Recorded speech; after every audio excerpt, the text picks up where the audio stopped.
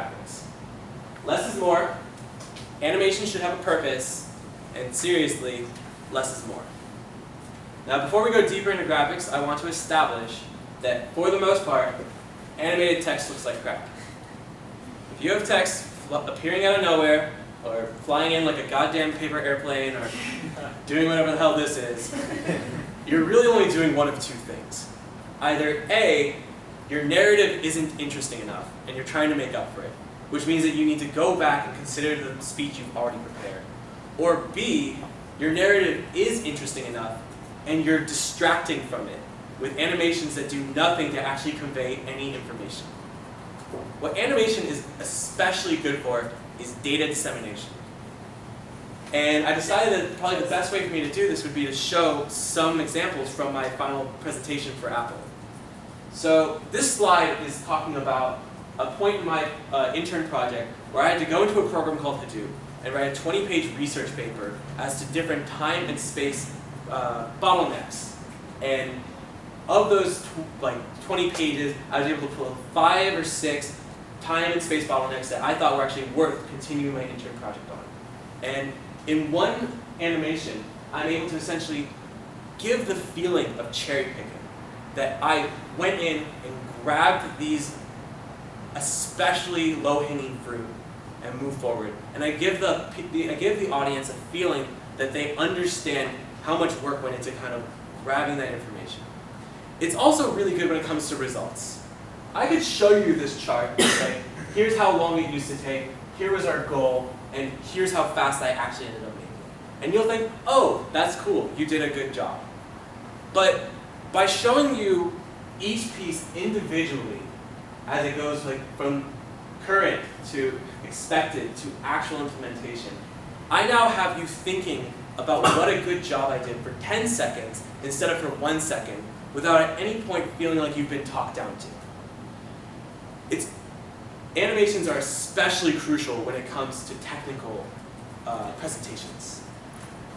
Right now, this is called a MapReduce. It's a way of doing a distributed computing. So the main idea is that you have the mappers all do all the data processing in parallel, brings it down to the reducer, which decides what information is actually relevant to you, and then return that to the user. And if I'm giving a presentation to the head of my department, if I don't at least make sure that they understand that baseline knowledge of what I'm doing, I am screwed. But in 4 animations, I'm able to essentially give a sense of what's happening without even actually going into any detail. And I don't insult the intelligence of whoever I'm talking to in case they actually already know what I'm saying. So those are the main things I wanted to talk to you as far as graphics goes. And so the next main thing would be practice. During my internship, I had the amazing opportunity to work with the speech coach who actually would coach Tim Cook and Steve Jobs before their presentations. And she would explain how before Steve Jobs would do any sort of a new product release, he would spend 3 weeks in the presentation room doing nothing but the same speech over and over and over again with different groups of people coming in the room, tearing him to shreds, leaving, and then a new group of people coming in and tearing him to shreds. By the time these 2 to 3 weeks were over, the entire speech was essentially muscle memory. But even at that point, he never memorized the speech. Do not memorize your presentation verbatim. You will end up coming off overly polished and robotic, and if you lose one word, you will be stuck in the middle of the ocean with no life raft home. There's actually a decent amount of science behind this. I'm not sure if you guys were here a year or 2 ago, but UCSB gave out an amazing book called Moonwalking with Einstein, in which Josh Forer goes into the history of memory research, memory competitions, and the science behind memory. And in this book, he describes how really we didn't need to memorize words until about 10,000 years ago.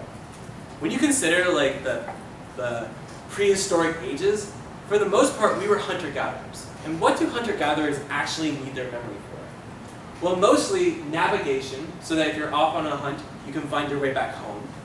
And memorizing pictures, so that if you see a plant, you can remember if it's poisonous or not. With this in mind, a way better way of handling memorization when it comes to your slides is to kind of create a roadmap for yourself. Find anchor points. Find a certain animation that you know is supposed to have a certain reaction. Make sure that the main points are somewhere on the slide so that you don't forget to talk about them. And in doing so, you'll have a much easier time continuing a casual conversation rather than worrying whether you said things exactly the way you wanted to say them. And now I want to talk a little bit about stage fright. Really, I only have 3 main suggestions when it comes to stage fright. Practice. Practice so much that by the time you actually get on stage, it's all just muscle memory, and even if you're freaking out on the inside, you don't have to worry about whether or not you're going to move forward because your body's essentially on autopilot. But a slightly better one, this is my personal favorite, is open mic nights.